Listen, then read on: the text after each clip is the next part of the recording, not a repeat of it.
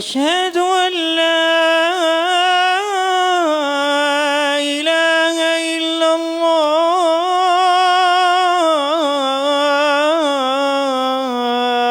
الله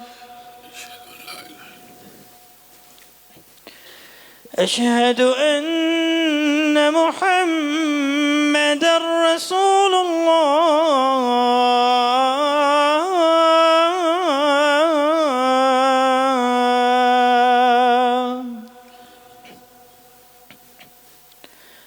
أشهد أن محمدًا رسول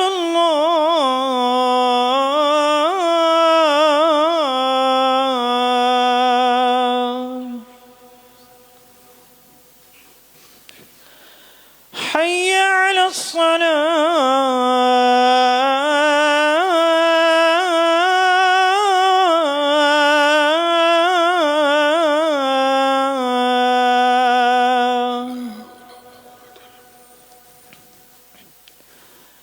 حي على الصلاة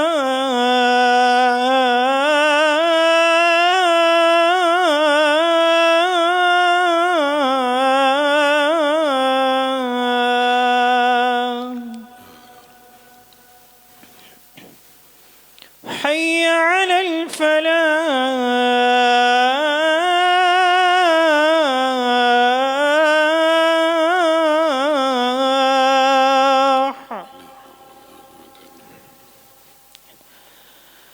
حي على الفلاح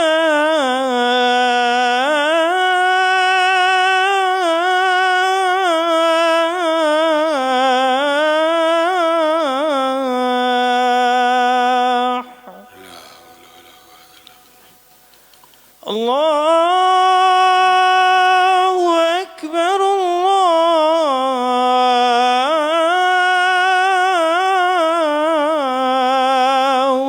أكبر الله أكبر الله أكبر لا إله إلا الله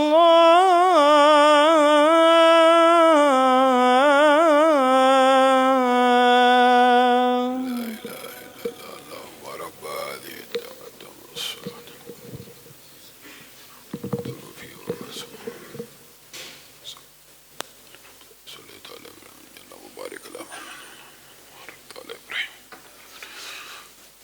إن الحمد لله نحمده ونستعينه ونستغفره ونؤمن به ونتوكل عليه ونعوذ بالله من شرور أنفسنا ومن سيئات أعمالنا من يهده الله فلا مضل له ومن يضلل فلا هادي له وأشهد أن لا إله إلا الله وأشهد أن محمدا عبده ورسوله أما بعد فإن خير الحديث كتاب الله وخير الهدي هدي محمد صلى الله عليه وسلم وشر الأمور محدثاتها وكل محدثة بدعة وكل بدعة ضلالة وكل ضلالة في النار أعوذ بالله من الشيطان الرجيم لقد كان لكم في رسول الله أسوة تمام قسم کی تعریفات اور حمد و ثنا اللہ مالک الملک کے لیے ہیں جو تمام کائنات کے خالق مالک اور رازق ہیں جو اپنے بندوں پر بے شمار انعامات کرنے والے ہیں جو ہمیشہ سے ہیں اور ہمیشہ ہی رہیں گے نہ جن کی ذات میں کوئی شریک ہے نہ جن کی صفات میں کوئی شریک ہے حمد و ثنا کے بعد لاکھوں کروڑوں درود و سلام ہو اس ہستی اقدس و مقدس پر کہ جن کا نام نامی اور اسم گرامی حضرت محمد رسول اللہ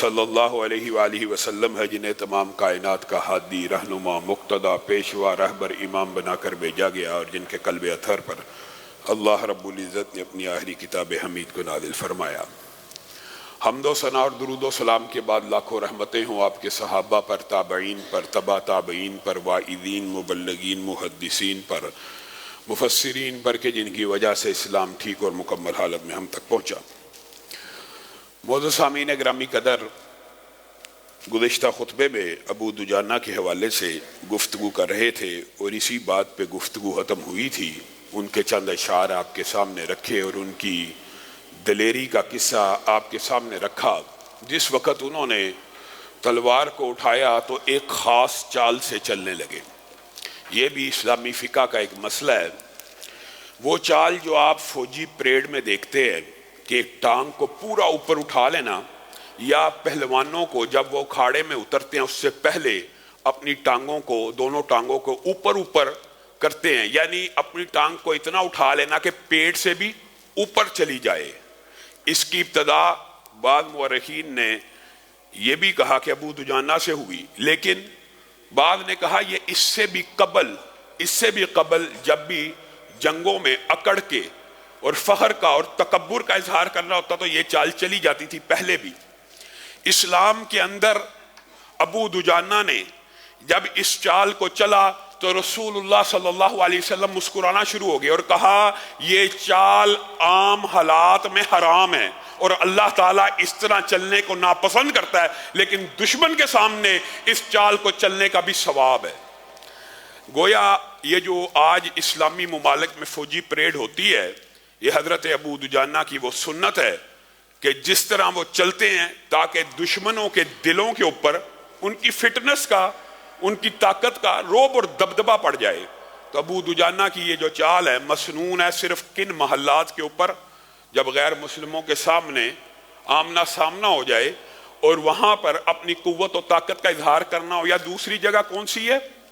خانہ کعبہ کے اندر حالت احرام میں جب کفار مکہ کو رسول اللہ صلی اللہ علیہ وسلم نے یہ دکھانا تھا اور صحابہ کو کہا تھا کندھے ننگے کر دو, یہ تمہارے جسموں کو غور سے دیکھیں, یہ نہ سمجھے کہ پتلی پتلی بازویں ہیں اور ان میں دم خم موجود نہیں ہے, اتارو کپڑا.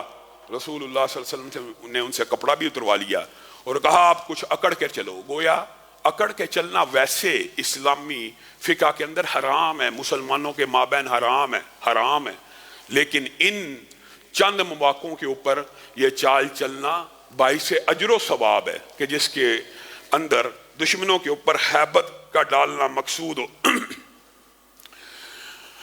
سیدنا ابو دجانہ کے علاوہ بھی بہت سے صحابہ نے اس جنگ میں بہت سا کردار ادا کیا, لیکن ہم رسول اللہ صلی اللہ علیہ وسلم کی اس تقریر کی طرف بڑھتے ہیں. اس تقریر میں بھی, اس احد کی تقریر میں بھی, جس طرح بدر کی تقریر میں, یہاں پہ بھی رسول اللہ صلی اللہ علیہ وسلم نے استقامت کا درس دیا, جمنے کا درس دیا, اللہ کی رسول اللہ کی اطاعت کا حکم دیا.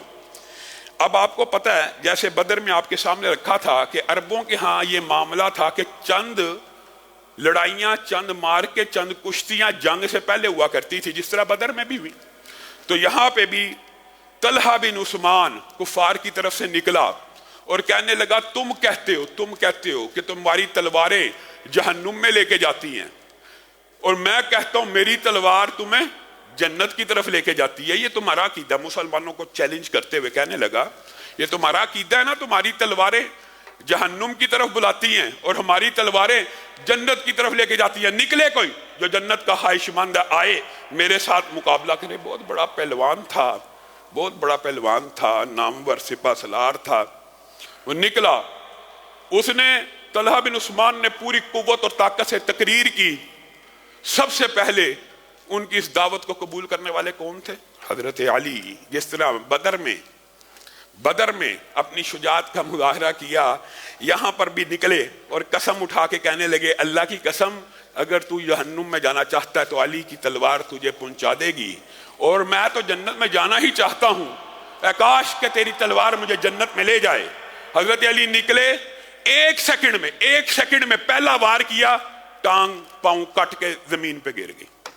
وہ کہنے لگا اے علی تو میرا چچا داد ہے, تو میرے مقابلے پہ آ گیا, اب تو نے میرا پاؤں کاٹ دیا, میں برہنہ ہو گیا ہوں, ننگا ہو گیا ہوں, اب مجھے قتل نہ کری, مجھے معاف کر دی. تو حضرت علی نے اس وقت اس کو چھوڑ دیا تھا. تو مسلمان کے لشکر کے اندر ویسے تو تکبیرات اور حضرت علی کی فتح کی خوشی تھی, لیکن حضرت علی سے سوال پوچھ لیا کہ حالت جنگ میں اپنے رشتہ داری کا لحاظ کرتے ہو؟ اس نے تمہیں چچا کا واسطہ دیا, اس کو چھوڑ آئے ہو؟ کہا اللہ کی قسم چچا کا واسطہ دیا. یہ غیرت اور شرم بھی آئی, لیکن وہ برہنہ ہو چکا تھا, اور علی کی غیرت نے اس بات کو گوارا نہ کیا کہ علی کے سامنے کوئی بندہ برہنہ ہو کے, ننگا ہو کے بھیک مانگ رہا اپنی جان کا, اور علی اس کو معاف نہ کرے. صرف اس وجہ سے چھوڑ کے آیا ہوں, ورنہ رشتہ داری کی کوئی بات نہیں ہے. رشتہ دار رسول اللہ صلی اللہ علیہ وسلم کی بارگاہ میں قربان ہے. دوسرا صبا نکلا, اس نے بھی آ کے اپنی جرت کا, بہادری کا مظاہرہ کیا, اعلان کیا. کون ہے؟ جو میرا مقابلہ کرے گا سید الشہداء حضرت حمزہ باہر آئے، ان کے بارے میں بھی روایات میں یہ الفاظ ملتے ہیں. آپ کو پتہ عمومی طور پہ یہ بات مسئلہ بھی یاد رکھے، فقہی طور پہ سیرت میں بہت سے مسائل آتے ہیں کہ کسی کو طعنہ دینا، کسی کے ماں باپ کو برا کہنا، کسی کو گالی دینا، کسی کی عیب جوئی کرنا اسلام میں صراحتاً حرام ہے. ایک دوسرے مسلمان عام حالات میں ایک دوسرے کو طعنہ دیں، گالی دیں، یہ گناہ ہے، سب کو علم ہے. ہاں بعض جگہیں ایسی ہیں کہ جہاں پر یہ ناپسندیدہ الفاظ کہہ دینے میں بھی حرج نہیں ہوتا. جس طرح حضرت ابو بکر نے بھی کہہ دیا تھا، اور جا لات کی شرمگاہ کے اوپر جا کے منہ مار، تو رسول اللہ صلی اللہ علیہ وسلم کے بارے میں کیا بکواس کرتا ہے. یعنی کئی مقامات ایسے ہیں جہاں پہ اس طرح کا جواب دے دینا تعدم یعنی اعتدال سے بڑھ جانے میں یا حد سے بڑھ جانے میں نہیں آتا، بلکہ بعض اوقات اس غیرت اور حمیت کا ثواب مل جاتا ہے. حضرت حمزہ نے جب اس کی بکواس سنی سبا کی تو جوش میں آ گئے. اور یہ بات یاد رکھیے، رسول اللہ صلی اللہ علیہ وسلم کے سامنے کوئی عمل ہو جائے وہ حدیث تقریری ہو جاتی ہے. تو گویا رسول اللہ صلی اللہ علیہ وسلم نے حضرت حمزہ کو ان الفاظ پہ نہیں تھا ڈانٹا. حضرت حمزہ نے اس کو کہا، او ختنہ کرنے والی ماں کے بچے سبا کو، میں تیرا مقابلہ کرتا ہوں. ویسے عام حالات میں یہ طعنہ دینا، یہ عیب نکالنا بری بات تھی، لیکن جنگ کے اندر یہ الفاظ کہہ دینے میں کوئی حرج اور قباحت کی بات نہیں ہے. جب غیرت کا اور ہمت کا یعنی دشمنان بنیادی طور پہ اسلامی فقہ کا یہ باب محدثین نے جو باندھا وہ یہ ہے کہ اسلامی غیرت اور دینی غیرت اور دفاع اسلام اور دفاع شاعر اللہ، دفاع حرمت رسول، دفاع صحابہ میں اگر انسان ان حدود سے تجاوز کر جائے جو عام حالات میں اللہ نے بنائی ہیں تو اس میں حرج نہیں ہوتا. اگر غیرت دینی ہو اور اگلے کو مرعوب کرنا، اگلے کو ڈرانا اور اگلے کو باز کرنا مقصود و مطلوب ہو. تو حضرت حمزہ نے بھی یہ الفاظ کے اور ایک سیکنڈ کے اندر اندر اس کا کام تمام کر دیا. مسلمانوں کے لشکر میں لا طور پہ خوشی کی ایک لہر دوڑ گئی. جو بعض واقعات ہے ترتیب کے اعتبار سے یہاں پہ ہم آگے پیچھے بیان کریں گے، لیکن آپ نے یہ سارا سینیریو اپنے ذہن میں رکھنا ہے. رسول اللہ صلی اللہ علیہ وسلم جب یہ تقاریر کر رہے ہیں، جب جوش دلا رہے ہیں، جب جنگ کے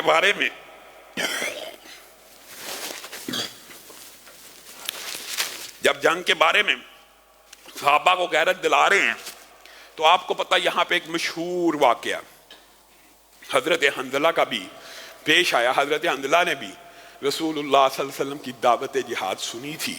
رسول اللہ صلی اللہ علیہ وسلم جہاد کے فضائل اور مناقب بیان کر رہے ہیں، شہادت کی درجات، شہادت کے بارے میں باتیں ہو رہی ہیں. حضرت حنظلہ کے کان میں بھی پڑ گئی اور ان کو اس بات کا یقین آ گیا کہ اگر آج میں شہید ہو گیا تو سیدھا جنت میں چلا جاؤں گا. اور ان کے ذہن میں یہ ایمان راسخ ہو گیا کہ احد کے اس پار جنت ہے. اور حالت یہ تھی، اور یہ بات بعد میں پتہ چلی اگرچہ، حالت یہ ہے کہ شادی کو ابھی ایک دن ہوا ہے. جمیلہ بنت عبداللہ ابن ابی، جمیلہ حضرت جمیلہ سے شادی کی تھی اور شادی کو ابھی ایک دن ہوا ہے. اور آپ کو میں حیران کن بات بتاؤں، یہاں پہ سیدہ جمیلہ نے ایک خواب بھی دیکھا اسی شادی کی رات کو کہ آسمان پھٹا اور حضرت حنظلہ اس آسمان میں داخل ہوئے، آسمان آپس میں مل گئے. تو حضرت جمیلہ نے اس خواب کی خود تعبیر بھی نکالی تھی اور کہا تھا حنظلہ شہید ہو جائے گا، جلد شہید ہو جائے گا. اب جس عورت نے خواب دیکھا اور شادی کی رات کہ میرا ہامن شہید ہو جائے گا، وہ ہامن کے پاس آئے گی کہ ہامن سے دور بھاگے گی کہ دوبارہ میری شادی ہو جائے؟ لیکن وہ ہامن کے پاس آئیں کہ اللہ تعالیٰ اس پاک اور پاکیزہ شخص سے شاید مجھے اولاد عنایت کرے. اور اللہ نے ان کی یہ خواہش اس طرح پوری کی کہ ان کے بطن سے ایک دن کی رفاقت کے بعد ان کے بطن سے عبداللہ بن حنظلہ پیدا ہوئے، ایک عظیم مجاہد، ایک عظیم دلیر جرنیل اور سپہ سالار. حضرت جمیلہ نے یہ خواب دیکھ لی تھی اور تعبیر بھی خود نکال لی تھی. حضرت حنظلہ یہ عمل کر رہے ہیں اور عمل کرنے کے بعد حالت جنابت میں کان کے اوپر جہاد کی اور قتال کی طرف رغبت کی دعوت آ رہی ہے۔ اب ایک عام فطری بات ہے کہ مسلمان جنابت کے بعد کیا کرتا ہے؟ غسل کرتا ہے۔ ان کو جنت میں جانے کی اتنی جلدی تھی، انہوں نے اسی وقت تلوار اٹھائی، میدان جہاد میں نکلے اور شہید ہو گئے۔ رسول اللہ صلی اللہ علیہ وسلم کو پتا لگا حنظلہ شہید ہو گئے ہیں، یہاں سے یہ بات افشا ہوئی۔ رسول اللہ صلی اللہ علیہ وسلم نے اپنے صحابہ کو کہا میں کیا دیکھ رہا ہوں کہ بادلوں کے پانی سے، آسمان کے پانی سے، چاندی کے برتنوں کے اندر فرشتے حنظلہ کو غسل دے رہے ہیں، پوچھو کیا ماجرا ہوا، پوچھو کیا ماجرا ہوا۔ حنظلہ کو فرشتے چاندی کے برتنوں میں، بادلوں کے پانی میں، بادلوں کے پانی سے غسل دے رہے ہیں، پوچھو کیا ماجرا ہوا۔ صحابہ گئے، بیوی سے پوچھا کیا ماجرا ہوا، بیوی نے بتا دیا ابھی حالت جنابت میں تھے تو غسل نہ کیا تھا، اللہ تعالیٰ نے آسمان سے فرشتوں کو نازل کر کے اس کو غسل دے دیا۔ یہاں سے فقہ کا ایک اور باب بھی نکلتا ہے، شہید اگر جنبی ہو تو اس کو غسل دینا چاہیے، شہید اگر جنبی ہو تو اس کو غسل، ویسے شہید کو غسل نہیں ہے، لیکن اگر ثابت ہو جائے، بیوی یا گھر والے اطلاع کر دیں کہ جنبی تھا تو اس کو غسل دینا چاہیے۔ رسول اللہ صلی اللہ علیہ وسلم نے حضرت حنظلہ کے بارے میں اتنے عظیم الفاظ کہے تو صحابہ میں جذبہ جہاد ظاہر ہے بڑھتا چلا جائے۔ اور یہاں پہ آپ وہ رسول اللہ صلی اللہ علیہ وسلم کی تلقین اور تقریر مت بھولیے جو پچھلے خطبے میں آپ کے سامنے رکھی تھی، عینین پہاڑی کے اوپر عبداللہ بن جبیر کو جب متعین کیا تھا، کیا کہا تھا؟ اگر ہم مر بھی جائیں، اگر ہم شہید بھی ہو جائیں، اگر ہمیں قتل بھی کر دیا جائے، ہماری لاشوں کو بھی دشمن چیر پھاڑے ہو، تم نے اس پہاڑی سے نہیں اترنا، تم نے گھوڑوں کو روکنا ہے، تم نے یہ گھاٹی اس کو کسی صورت نہیں چھوڑنا۔ اب یہاں پر یہ بھی اسلامی تاریخ کا اور اسلامی قوانین کا، اسلامی فقہ کا، اور اگر دیکھا جائے تو دین کا نچوڑ ہے کہ رسول اللہ صلی اللہ علیہ وسلم کے فرمان کے بعد رائے برابر بھی تبدیلی اگر کوئی کرے گا تو نقصان اٹھائے گا۔ رسول اللہ کے حکم کے آ جانے کے بعد، فرمان کے آ جانے کے بعد اپنے فہم اور اپنی سوچ اور اپنی رائے سے یہ سمجھ لینا کہ رسول اللہ کا فرمان بس ایسا تھا ویسا تھا، حالات کے مطابق یوں تھا جی، وہاں تھا جی، اور اپنی رائے کو لڑانا رسول اللہ کے فرمان کے بعد، یہ وہ جگہ ہے جہاں سے ثابت ہوتا ہے کہ حالات و واقعات سیاق و سباق حدیث کا ہوتا ہے، لیکن جب رسول اللہ نے کہہ دیا نہیں چھوڑنا تو پھر نہیں چھوڑنا۔ پھر یہ سوچنا صحابہ نہیں سوچا تھا نا، فقیہ صحابہ تھے نا، فتح ہو گئی ہے، اب تو جنگ جیت چکے ہیں، اپنے ساتھیوں کی غنیمت سمیٹنے میں مدد کیوں نہ کریں؟ وہ جو فرمان رسول تھا وہ اس لیے تھا جب تک فتح نہ ہو، یہی رائے تھی نا۔ اور اس رائے میں کتنا کو کوئی آج کل تو کہتے ہیں جی حالات اور واقعات وہ نہیں رہے جیسے معاذ اللہ رسول اللہ صلی اللہ علیہ وسلم یا اللہ کو آج کے حالات واقعات پتہ ہی نہیں تھی جی، اس دور کے اوپر تطبیق ہوگی، آج کے دور کے حالات فرق ہو گئے، اللہ کو نہیں پتا کہ حالات فرق ہو جانے ہیں، تمہیں پتا ہے، تمہاری رائے ہے۔ بس صحابہ نے اجتہاد کر لیا۔ اس طرح شجاعت اور دلیری کے مار کے ہوئے صحابہ نے پشتوں کے پشتے لگا دیے، کفار ڈر کے میدان جنگ سے فرار ہو گئے، شکست واضح ہو گئی، شکست آ گئی۔ جب پہاڑی کے اوپر موجود لوگوں نے دیکھا ہم فتح یاب ہو گئے ہیں اور مسلمان غنیمت کا مال سمیٹنا شروع ہو گئے ہیں، تو وہاں سے بعض صحابہ نے عبداللہ کو کہا ہم جاتے ہیں، ہم بھی ان کی مدد کرتے ہیں۔ اور بعض بدبخت ایسے ہیں جو یہاں پہ یہ باتیں کرتے ہیں جی صحابہ لوٹ مار کے لیے معاذ اللہ نیچے اترے تھے اور مال غنیمت کو سمیٹنے کے لیے اور دنیا کی مغانم کو حاصل کرنے کے لیے۔ اور میرے بھائیو، تم نے حدیث سنی ہوئی ہے، رسول اللہ صلی اللہ علیہ وسلم نے کیا کہا تھا؟ فلاں شخص جس کے بارے میں صحابہ نے کہا جنت میں چلا گیا، رسول اللہ نے کہا نہیں میں نے تو دیکھا ہے، اس کے اوپر ایک چادر ہے آگ کی اور اس میں جھلس رہا ہے، اس کے اوپر ایک چادر ہے آگ کی، اس میں جھلس رہا ہے۔ وہ کون سی چادر ہے؟ وہ مال غنیمت کی ایک چادر ہے۔ گویا یہاں سے ایک بات ثابت ہوتی ہے، مال غنیمت اکٹھا کرنے والے کا نہیں ہوتا، مال غنیمت کس کے لیے ہوتا ہے؟ لشکر کے امیر کے پاس آتا ہے، پھر وہ آگے سے تقسیم کرتا ہے۔ یہ کتنا بڑا مغالطہ لوگوں کے ذہن میں ڈالا گیا جی وہ غنیمت سمیٹنے کے لیے آئے تھے، غنیمت سمیٹنے کے لیے آئے تھے، کس کے لیے؟ اپنی ذات کے لیے؟ مسلمانوں کے لشکر کے لیے، امیر کو پیش کرنے کے لیے غنیمت کا مال بعد میں ڈسٹریبیوٹ ہوتا ہے. یہاں پہ یہ شو کیا جاتا ہے جس کے ہاتھ جو لگا اس نے وہ مال اچکنے کے لیے، چوری کرنے کے لیے، اٹھانے کے لیے وہاں سے نیچے اتر آئے تھے. یہ جی معاذ اللہ صحابہ تھے. یہ بہت بڑی جہالت ہے. صحابہ آئے تھے، نیچے اترے تھے، غنیمتوں کو دیکھ کے اقرار ہے، لیکن کس کے لیے؟ سمیٹ کر کس کے سپرد کرنے کے لیے؟ امیر لشکر کے سپرد کرنے کے لیے. کوئی غنیمت کا مال اکٹھا کر کے اس کا ہو جاتا ہے. ایک چادر اگر ایک صحابی کا حق نہیں ہے تو غنیمت کا سارا مال کسی کا ہو سکتا؟ خیر یہ تو آج کل ابھی گزشتہ دنوں میں، اور اللہ کا شکر ہے اہل سنت کی آواز کی وجہ سے وہ مظہر برلاس نے اسی طرح کی ارضا سرائی کی، بعد میں اس نے توبہ کی، رجوع کر لیا. توبہ کا معاملہ اللہ کے ساتھ ہے. ہمارے سامنے آ کے اس نے رجوع کیا کہ میرے علم میں نہیں تھا، یہ مسئلہ اس طرح کا ہے، میں نے جس طرح پڑھا تھا میں نے کہہ دیا، مجھے معاف کیا جائے، میں رجوع کرتا ہوں وغیرہ.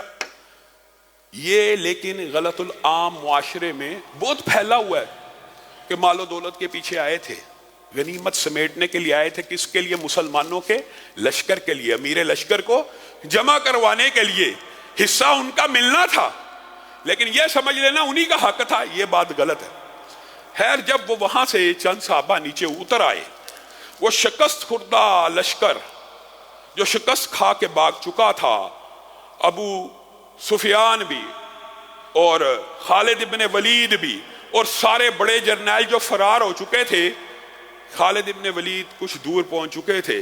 انہوں نے اپنے لشکر کو اکٹھا کیا. انہوں نے کہا وہ جو پیچھے سے تیر انداز کھڑے تھے ان کی تعداد میں مجھے کمی لگتی ہے، موقع ہے اگر تم میں سے کچھ نوجوان میرا ساتھ دیں تو میں پیچھے سے حملہ کرنے کی کوشش کرتا ہوں، ان بعض تیر اندازوں کو قتل کرتا ہوں اور تم دوبارہ لوٹ کر ان کے اوپر حملہ کر دینا اگر میں پیچھے سے کامیاب ہو گیا.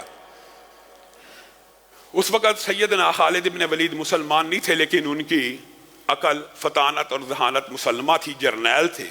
انہوں نے دور سے ان تیر اندازوں کو نیچے اترتا ہوا دیکھ لیا اور بھانپ لیا. وہ ایک لمبا چکر کاٹ کے پیچھے آئے پہاڑی کے. سارا واقعہ آپ لوگوں نے سنا، معروف واقعہ. ان چند تیر اندازوں کو شہید کر دیا اور مسلمانوں کے پیچھے سے حملہ کیا. مسلمان جو فتح کی خوشی منا رہے ہیں، جو مال غنیمت کو سمیٹ رہے ہیں، جو تلواریں بند کر چکے ہیں، جو تلواریں رکھ چکے ہیں، جن کے نزدیک جنگ ختم ہو گئی، اچانک پیچھے سے حضرت خالد ابن ولید کے حملے کی وجہ سے سنبھل نہ سکے اور سمجھنے یوں لگے. آپس میں مسلمانوں نے یہ خیال کیا کہ ہمارے ہی بعض مسلمانوں نے غداری کر دی ہے جو ہمارے پیچھے سے حملہ آور ہو گئے ہیں. اس غلط فہمی کا نتیجہ کیا نکلا؟ حالانکہ رسول اللہ صلی اللہ علیہ وسلم نے اخوت کا، بھائی چارے کا بھی درس دیا تھا. مسلمان جو اگلی صفوں میں تھے، پچھلے لوگوں کی چیخیں سن کے کہ حملہ ہو گیا پیچھے سے، انہی کے اوپر پل پڑے، آپس میں لڑ پڑے. سیدنا خالد ابن ولید کے لشکر نے اس وقت مسلمانوں کو اتنا نقصان نہیں تھا پہنچایا جتنا مسلمانوں کی اپنی تلواروں نے. اپنے ہی مسلمانوں کو اچانک پلٹے، تلواریں نکالی، پیچھے سے شور ہوگا، اپنے بعد مسلمانوں کو شہید کر دیا. اور حضرت حذیفہ بن یمان کے والد بھی یہیں پر اپنے ہی مسلمانوں کے ہاتھوں شہید ہوئے. اب ہوا یہ کہ جب ابو سفیان وغیرہ کے لشکر نے دیکھا کہ خالد ابن ولید پیچھے سے حملہ کرنے میں اور بعض تیر اندازوں کو قتل کرنے میں کامیاب ہو گیا، وہ لشکر بھی واپس پلٹ آیا. اب مسلمان دو لشکروں کے مابین پھنس گئے، پیچھے سے بھی لشکر ہے اور آگے سے بھی لشکر ہے. وہ فتح جو مسلمانوں کی یقینی تھی رسول اللہ صلی اللہ علیہ وسلم کے ایک فرمان کو چھوڑنے کی وجہ سے. اور قرآن پاک میں انشاءاللہ موقع ملا آئندہ آنے والے خطبے میں اس بات کو بھی رکھیں گے. صرف ایک فرمان کو چھوڑنے، اللہ نے بھی وجہ یہ بیان کی کہ رسول اللہ کی بات کو چھوڑا تو اللہ تعالیٰ نے نقصان پہنچا دیا. ایک فرمان تھا، اگر وہ پہاڑی سے نہ اترتے، اس وقت اپنی فقہ، اپنی رائے، اپنے اجتہاد کو رسول اللہ کی حدیث کے سامنے نہ پیش کرتے تو کبھی بھی مسلمانوں کا یہ نقصان نہ ہوتا. لیکن اللہ نے رہتی دنیا تک امت کو یہ بات سمجھانی تھی، اس لیے یہ نقصان تقدیر میں لکھا تھا، وہ ہو گیا. جب آگے سے بھی کفار نے حملہ کیا، پیچھے سے بھی حملہ کیا، تو اسی اسنا میں وہ مشہور واقعہ ہوا. ابن کمیہ نے تلوار اٹھائی، جناب سیدنا مصعب ابن عمیر کے سر پہ جا پہنچا. سیدنا مصعب ابن عمیر کی شکل، حلیہ، قد و قامت، چال ڈھال کا انداز رسول اللہ صلی اللہ علیہ وسلم سے بہت زیادہ ملتا تھا، بہت زیادہ ملتا تھا، مشابہت تھی۔ جس طرح حضرت ابو بکر کی تھی، اس طرح مصعب ابن عمیر کی بھی بہت زیادہ رسول اللہ صلی اللہ علیہ وسلم سے مشابہت تھی۔ تو ابن قمیہ نے جب وار کیا، سیدنا مصعب ابن عمیر کو شہید کیا، تو اس نے نعرہ لگایا اور اس نے کہا میں نے محمد الرسول اللہ صلی اللہ علیہ وسلم کو، ہم تو نعوذ باللہ کہیں گے، قتل کر دیا۔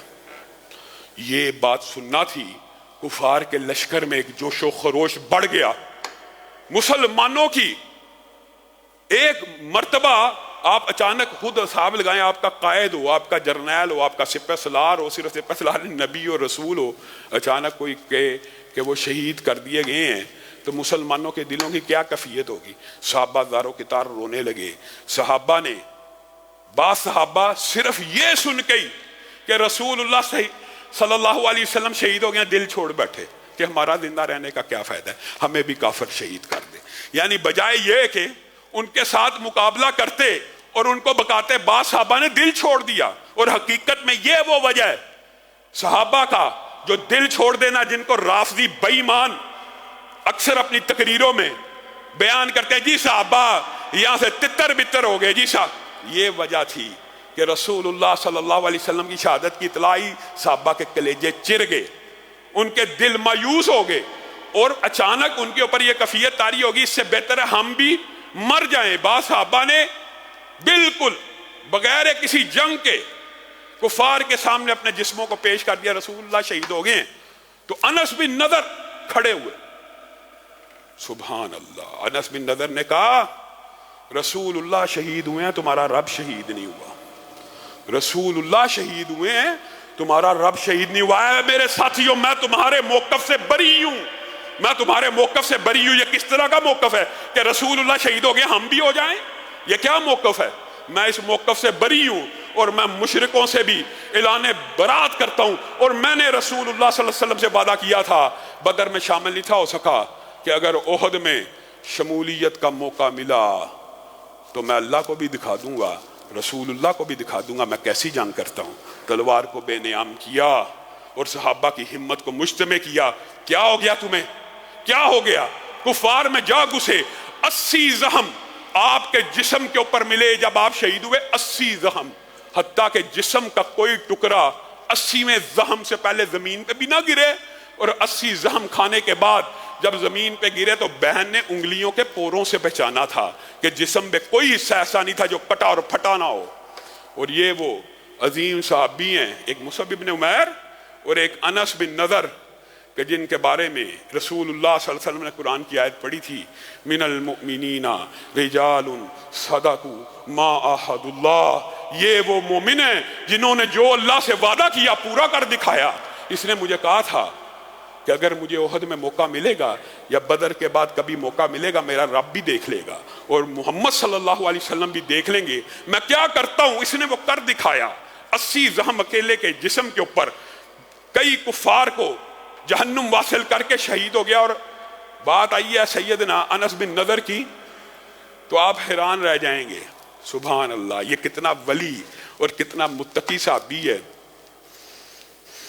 ضمنی طور پہ بات آئی ہے تو یہ بھی سن لیجئے۔ ان کی ایک بہن تھی، انہوں نے ایک انصاری لڑکی کے ساتھ لڑائی کرتے ہوئے ایک مقام مار دیا تھا، تو اس لڑکی کے اگلے 2 دانت ٹوٹ گئے تھے۔ جب اس لڑکی کے انصاری لڑکی کے اگلے 2 دانت ٹوٹ گئے تو وہ انصاری قبیلہ رسول اللہ صلی اللہ علیہ وسلم کی بارگاہ میں آیا اور آ کے کہنے لگا آپ کے صحابی کی بہن نے ہماری لڑکی کے فرنٹ کے 2 دانت توڑ دیے، اب آپ کیا چاہتے ہیں؟ رسول اللہ صلی اللہ علیہ وسلم نے ان سے پوچھا آپ کیا چاہتے ہیں؟ کہا قصاص چاہتے ہیں، انس کی بہن کے بھی دانتوں کو توڑا جائے گا۔ انس پاس بیٹھے ہیں، کہنے لگے اے اللہ کے رسول، کیا میری بہن کے دانتوں کو توڑا جائے گا؟ رسول اللہ نے کہا ہاں تیری بہن کے دانتوں کو توڑا جائے گا قصاصاً؟ کہا اللہ کی قسم میری بہن کے دانت ہے اللہ کے رسول نہیں ٹوٹیں گے۔ رسول اللہ نے کہا القصاص فی کتاب اللہ، قصاص کتاب اللہ میں، انس تو کیا بات کرتا ہے؟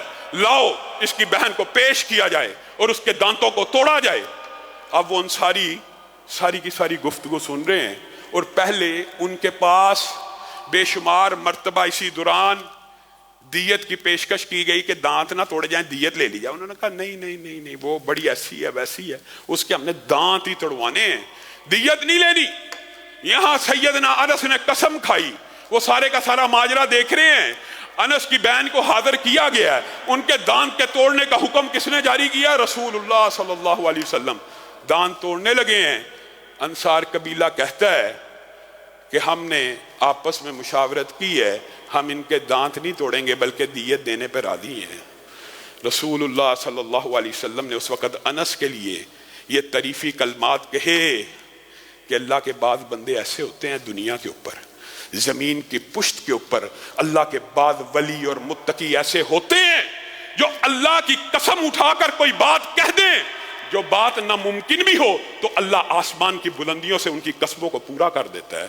انس تو انہی میں سے ہے، تیری قسم کو اللہ تعالیٰ نے عرش کی بلندیوں سے پورا کیا۔ انس قسم کھا رہے ہیں میری بہن کے دانتوں کو، اللہ کی قسم میری بہن کے دانت ہرگز نہیں ٹوٹیں گے۔ اور آپ حیران رہ جائیں گے، احد کا جو باب ہے وہ فقہی اعتبار سے کتنے درس اپنے اندر سمیٹے ہوئے ہیں، فقہ کے بھی، ایک تو اتباع حدیث کے، ایک فقہ کے، ایک توحید کے۔ توحید کا بھی عجیب و غریب باب ہے، اس میدان کے اندر بات مفصل ہے لیکن مختصر کر کے آپ کے سامنے رکھتا ہوں۔ رسول اللہ صلی اللہ علیہ وسلم کو اسی دوران، تفصیلاً انشاءاللہ آئندہ آنے والے خطبے میں رکھیں گے، اسی دوران جب صحابہ بد دل ہو گئے کہ رسول اللہ صلی اللہ علیہ وسلم شہید ہو گئے، ہوئے تو مصعب ابن عمیر تھے، تو رسول اللہ صلی اللہ علیہ وسلم کے ارد گرد چند صحابہ رہ گئے تھے، اور اس کی تفصیل ہم اگلے جمعے میں بیان کریں گے۔ تو 3 کفار میں سے 3 اشخاص نے، اور بعض میں زیادہ نے، ان میں سہیل بن عمر، حارث بن ہشام، صفوان بن امیہ شامل تھے۔ انہوں نے رسول اللہ صلی اللہ علیہ وسلم پہ حملہ کیا اور آپ کے چہرہ مبارک کے اوپر تلوار لگ گئی، آپ کے ماتھے کے اوپر کٹ لگ گیا، آپ کا دندان مبارک شہید ہو گیا۔ رسول اللہ صلی اللہ علیہ وسلم اس تکلیف کے عالم میں، اس کرب کے عالم میں کہتے ہیں وہ قوم کیسے فلاح پائے گی جنہوں نے اپنے نبی کے ماتھے کو خون آلود کر دیا، اپنے نبی کے چہرے کے اوپر تلواروں کو چلا دیا، اس نبی کے دندان مبارک کو شہید کر دیا۔ ایک روایت یہ ہے، اور دوسری روایت کے الفاظ یہ ہیں، اللہ سہیل بن عمر کے اوپر رحمت نہ فرمانا، حارث بن ہشام کے اوپر رحمت نہ فرمانا، صفوان بن امیہ کے اوپر رحمت نہ فرمانا، یعنی بد دعائیں دے رہے ہیں۔ کون دے رہا ہے؟ رسول اللہ۔ کبھی ان کے بارے میں یہ بد دعا کر رہے ہیں یہ قوم کبھی فلاح نہیں پائے گی، کبھی ان کا نام لے کے بد دعا کر رہے ہیں۔ سبحان اللہ۔ اللہ کی توحید بھی عجیب ہے اور اللہ کی تقدیر بھی عجیب ہے۔ اللہ تعالیٰ نے اسی ٹائم آسمان سے آیتوں کو نازل فرمایا، لیس لک من الامر شیء، لیس لک من الامر شیء، لیس لک من الامر شیء او یتوب علیہم او یعذبہم۔ آپ کون ہیں؟ ہائے سبحان اللہ، آپ کون ہیں؟ آپ کا اس معاملے کے ساتھ کیا تعلق ہے؟ اللہ تعالیٰ ان کی توبہ کو قبول کرے یا ان کو عذاب دے۔ فإنہم ظالمون، انہوں نے ظلم کیے، لیکن قرآن کی آیت کا دباچائی اس بات کے بارے میں اعلان کر رہا تھا۔ آپ کو پتہ نا، اللہ جس بات سے ابتدا کرے وہی بات ابتدا میں ہوتی ہے، وہی اول ہوتی ہے۔ اللہ تعالیٰ نے آیت کا ابتدا کہاں سے کیا؟ لیس لک من الامر شیء، آگے کیا؟ او یتوب علیہم او یعذبہم، اللہ کی مرضی ان تینوں کو عذاب دے، اللہ کی مرضی ان کی توبہ قبول کرے۔ ابتدا کس لفظ سے کی تھی؟ توبہ سے۔ اور نبی کریم ان کا نام لے کے بد دعا کر رہے ہیں، اللہ تعالیٰ نے روک دیا، ہرگز نہیں۔ آپ کون ہیں؟ آپ کا اس معاملے سے کوئی تعلق نہیں ہے کہ آپ ان کے لیے بد دعائیں کریں، اللہ کی مرضی ہے ان کی توبہ کو قبول کرے یا عذاب دے۔ اور سبحان اللہ، توحید کا بھی کتنا عظیم باب ہے۔ تینوں کی توبہ کو اللہ نے قبول کیا اور تینوں صحابی رسول بن گئے بعد میں، تینوں۔ اور یہ آیت کا دباچہ بتاتا تھا کہ اللہ تعالیٰ نے ان کی توبہ کو قبول کرنے کا ارادہ کر لیا۔ رسول اللہ بد دعائیں دے رہے ہیں، اللہ کی مرضی نہ ہو، چاہے دعائیں کرتے رہے ہدایت نہیں ملنی، چاہے بد دعائیں کرتے رہے ہلاکت نہیں ہو سکتی، جب تک اللہ نہ چاہے، جب تک اللہ نہ چاہے۔ تو میدان احد توحید کا بھی باب ہے، اتباع سنت کا بھی باب ہے، فقہ کا بھی باب ہے۔ اللہ رب العزت جو کہا گیا، جو سنا گیا، اس کو سمجھنے کی توفیق عنایت فرمائے۔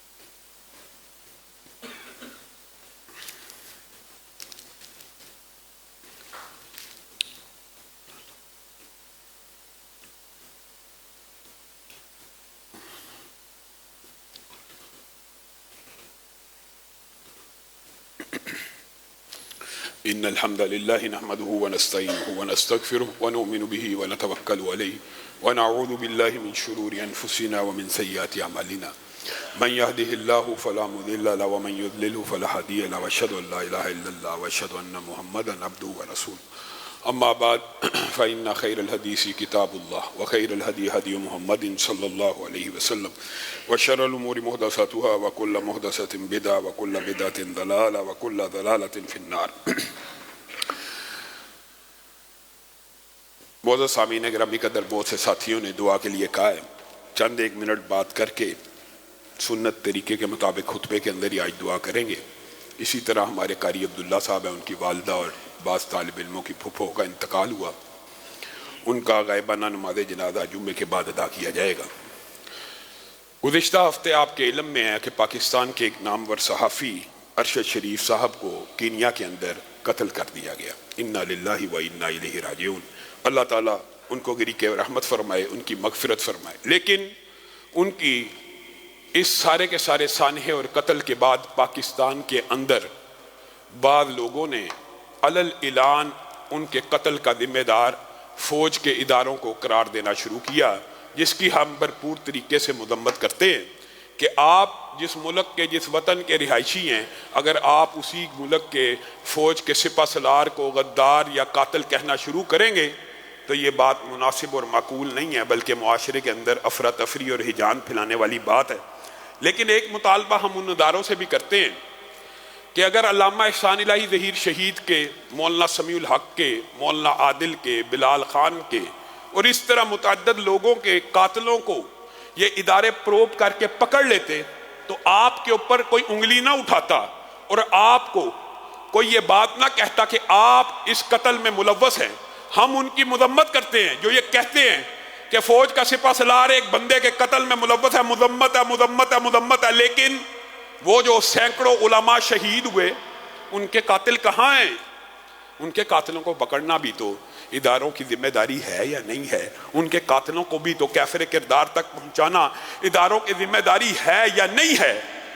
ہم تو یہ بات سمجھتے ہیں کہ پاکستان کی سیاست آج جس نہج کے اوپر انتقام، گالی گلوچ کے اوپر پہنچ چکی ہے، آپ کا اور میرا نظریہ یہ ہونا چاہیے، نہ نون نہ جنون، رب کی دھرتی، رب کا قانون، یہ ہمارا اور آپ کا نقطہ نظر ہونا چاہیے کہ برائی متحد ہے، برائیاں آپس میں مل جاتی ہیں، اچھائیاں منتشر ہیں۔ پاکستان اسلام کے نام پہ بنا، 75 برس گزر گئے، ایک قدم بھی ہم نے اسلام کی طرف نہیں اٹھایا، اور کم از کم جو مشترکات ہیں سارے مسالک کے مابین جو مشترکات ہے، بے حیائی کے خلاف ہم اکٹھے ہیں، چوری کے خلاف، ڈکیتی کے خلاف، زنا کے خلاف، سود کے خلاف، آئیے ان اچھائیوں کے اوپر تو متحد ہو جائیے کہ پاکستان سے ان تمام ناسوروں کو اور ان تمام برائیوں کو اور کرپشن کو اور چوری کو اور رشوت کو، بدعنوانی کو، بے حیائی کو، زنا کو پاکستان سے مٹانے کے لیے مذہبی جماعتوں کا ایک ہونا ضروری ہے، مذہبی تحریکوں کا۔ سیکولر اور لبرل پارٹیز کبھی بھی آپ نے اقتدار دے دیا، 75 برس تک آپ نے ان کو اقتدار دیا ہے، کیا تبدیلی آئی ہے؟ کوئی تبدیلی نہیں آئے گی، آئندہ بھی نہیں آئے گی۔ دونوں کو آزما لیں، آپ نے تو خان کو بھی آزما لیا، نون کو بھی آزما لیا، پیپل پارٹی کو بھی آزما لیا، صرف آپ نے اسلام کو نہیں آزمایا۔ یہ آپ کے اوپر بھی افسوس کی بات ہے کہ آپ سیکولر اور لبرل پارٹیوں کو تو آزماتے ہیں، لیکن آپ اسلام کو موقع نہیں دیتے کہ اسلام بھی اس ریاست کے اندر پنپے۔ یہ ریاست جس کلمے کے نام پہ بنی ہے اس کو بھی یہاں پہ دیکھیں جی، ظلم بچے جن رہا ہے کوچہ و بازار میں، انصاف کو بھی صاحب اولاد ہونا چاہیے، اسلام کو بھی اس وطن اور دھرتی کے اندر موقع ملنا چاہیے۔ یہ موقع کس نے دینا ہے؟ یہ موقع آپ نے دینا ہے۔ چھوڑیے ان سیکولر اور لبرل پارٹیز کے قائدین کے جھنڈے اٹھا کے، آپ کو کبھی کچھ نہیں ملنے والا سوائے نامہ اعمال کی سیاہی کے، سوائے نامہ اعمال کی کالک کے، سوائے مسلمان بھائیوں کو گالیاں دینے کے۔ عجیب و غریب سیاست کے اندر کلچر آ گیا ہے، علماء کو گالی، مولوی کو گالی، سیاسی مخالف کو گالی، ہر بندہ جو کسی کے لیڈر سے متفق نہیں ہے وہ چور ہے، وہ بے ایمان ہے، وہ کرپٹ ہے۔ اللہ تعالی ہم سب کو ہدایت نصیب فرمائے۔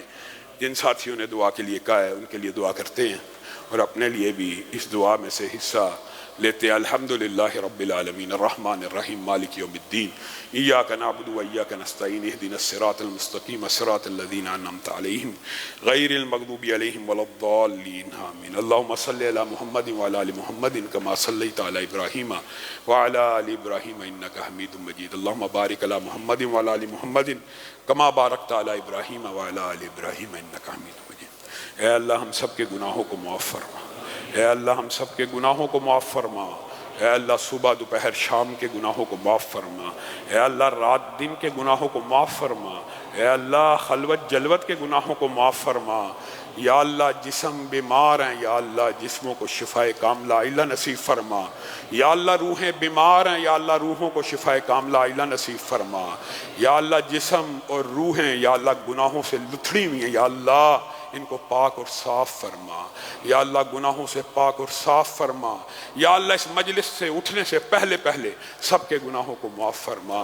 یا اللہ اگر کوئی یوم کتابت تقدیر میں جہنمی کہنے والا یا سننے والوں میں سے کوئی ایک بھی بیٹھا، یا اللہ اس کو جہنم سے آزاد فرما۔ یا اللہ ہم میں سے کوئی ایک بھی اگر جہنمی بیٹھا، یا اللہ آزاد فرما۔ یا اللہ کوئی ایک بھی عذاب قبر کا مستحق بیٹھا، یا اللہ آزاد فرما۔ یا اللہ کوئی ایک بھی آگ کے عذاب کا مستحق بیٹھا، یا اللہ آزاد فرما۔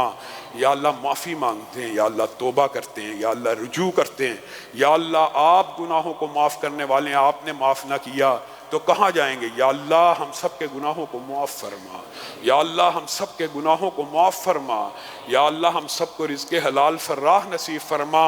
یا اللہ حرام کے لقمے سے بچا، یا اللہ حرام کی پائی سے بچا، یا اللہ حرام کے دانے سے بچا۔ یا اللہ رزق حلال فراہ نصیب فرما۔ یا اللہ اس مرکز کو قیامت کی دیواروں تک آباد فرما، شاد فرما۔ یا اللہ جو اس کی آبادی کے لیے جسموں سے محنتیں کرتے ہیں، یا اللہ 7 نسلوں میں دین فرما۔ یا اللہ جو مالوں سے محنتیں کرتے ہیں، یا اللہ 7 نسلوں میں مال وافر عطا فرما۔ یا اللہ جو ساتھیوں نے ان مسجدوں کے لیے محنتیں کی آج دنیا سے چلے گئے ہیں، یا اللہ وسیر صاحب کی قبر کے اوپر رحمتوں کا نزول فرما۔ یا اللہ رزاق بھائی کی قبر کے اوپر رحمتوں کا نزول فرما۔ یا اللہ جو ساتھی اسحاق صاحب کے یا اللہ قاتل گرفتار کروا، ان کی قبر کے اوپر رحمتوں کا نزول فرما۔ یا اللہ بھائی امان اللہ کے اوپر رحمتوں کا نزول فرما۔ یا اللہ اس کو کروٹ کروٹ جنت نصیب فرما۔ یا اللہ اس کی قبر پر رحمتوں کا نزول فرما۔ یا اللہ یہ جو ساتھی دنیا سے چلے گئے اس مسجد کی خدمت کرتے تھے، یا اللہ ان کی ہر خطا کو معاف فرما۔ یا اللہ ہمارے والدین جو توحید پر فوت ہو چکے ہیں، یا اللہ ان کی قبروں کو جنت کا باغ بنا۔